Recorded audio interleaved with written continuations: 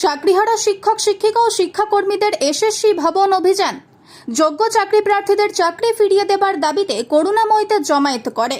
পরে করুণাময়ী থেকে প্রায় কয়েক হাজার আন্দোলনকারী করে এসএসসি ভবনের উদ্দেশ্যে রওনা দিলে পুলিশ ব্যারিকেড করে আটকানোর চেষ্টা করে। সেখানেই পুলিশের সঙ্গে বাঁধে ধস্তাধস্তি। পুলিশের বাধা অতিক্রম করে ব্যারিকেড ভেঙে আন্দোলনকারীরা এসএসসি ভবনে পৌঁছায়। এই মুহূর্তে এসএসসি ভবনের সামনে চলছে বিক্ষোভ। পুলিশের তরফ থেকে লাগাতার মাইকিং করা হচ্ছে যাতে তারা রাস্তা থেকে সরে যায়।